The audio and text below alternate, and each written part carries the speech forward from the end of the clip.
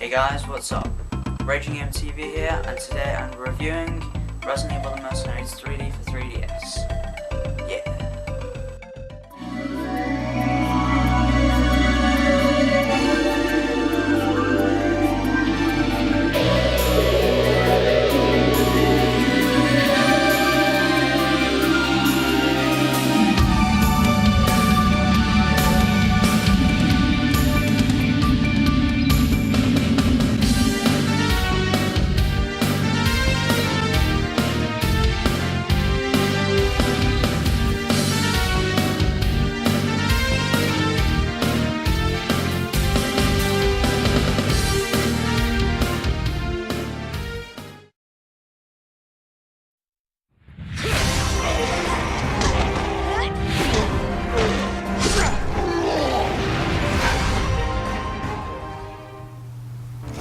Hey guys, so I'm sure that pretty much all of you know what Resident Evil is. Well, for those who don't, it's a series that revolutionised the survival horror genre in games, and each installment keeps getting better and better. Resident Evil 1 was released in 1996 and hit the market by storm and flew off the shelves at high speed. Why? Well, because the game combined perfectly elements of puzzle, shock, and plot twists. The only problem is, most people at the time who played video games weren't big fans of puzzles, so the game didn't appeal to a lot of people. Not saying that it didn't sell well, just didn't keep gamers playing it for long.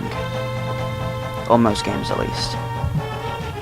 This was back when Capcom actually listened to their fans, so they took immediate action on creating a better sequel.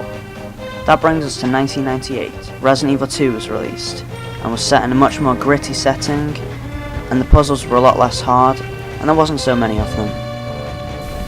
Skipping forward a few years to 2005, Capcom releases Resident Evil 4.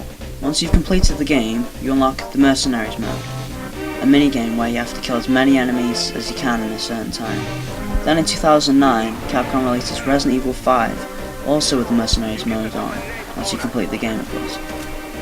Resident Evil: The Mercenaries 3D is a combination of both Resident Evil 4 and Resident Evil 5 the Mercenary modes. Now I'm aware that I've missed quite a few games in between, Resident Evil 3 in particular, but this isn't a review of Resident Evil 3. Now that that's been covered, let's get to the game. So on first glance you'll see that the graphics are amazing for a handheld system, and are also comparable to its console predecessor. Also you'll notice that the controls are pretty much the same, so if you haven't played Resident Evil 5, then there will be a deadly learning curve for you. Just saying. The music for this game is very good too, because it creates a tense atmosphere and complements the game very nicely. Another thing that will grab your attention is the 3D in the game. Obviously I can't show you on camera, but take my word, it's done very well and it definitely helps your accuracy while playing. But sometimes it can get a bit disorientating, but maybe that's just me. So far the game seems pretty good, but now I want to discuss my problems with the game. So first off, the enemies glitch out from a distance and suffer from frame rate issues, regardless of the 3D being on or off. The sound effects are absolutely terrible. Like, they seriously are. The screams are all grainy and crackly. As Freddie Wong says, if your sound doesn't sound right, then it'll completely stand out. Now, two minor points that kind of annoy me are enemies don't make noise until they've attacked you, which can get kind of irritating. Although if you're a Resident Evil fan, then I think that you've developed something that I like to call Resident Evil Syndrome. Resident Evil Syndrome is something that helps you detect if an enemy is behind you. You tend to look behind yourself every 15 to 20 seconds to check if there are zombies, etc. For a regular player, you'll just get irritated. And for people with Resident Evil Syndrome, you'll turn around every few seconds. It can get helpful sometimes. And the second point is, why does the text before you start a mission differ from the voice?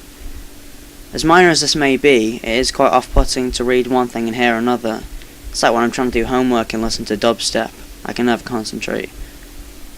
Now granted, these are very minor gripes, and I'm just nitpicking. And finally, to clear up the whole one save deal. Everyone's been disregarding this game and boycotting it just because it only has one save. Well, that's like saying I'm not going to buy the next Street Fighter game because it only has one save. I mean, seriously, it's not that big of a deal. I will never go back to the first few stages, because they're training like the first 1 through 3 sets of levels are just training missions pretty much, and I hated them. I only go from stages like 4 and upwards, because every other stage than that is just training. So what do I think of this game? Well, I think if you want a fun experience that'll keep you returning for more and more, then this is your game. Don't listen to what people say, apart from me. This game is awesome. So, thank you for watching, thank you for listening, subscribe, peace out.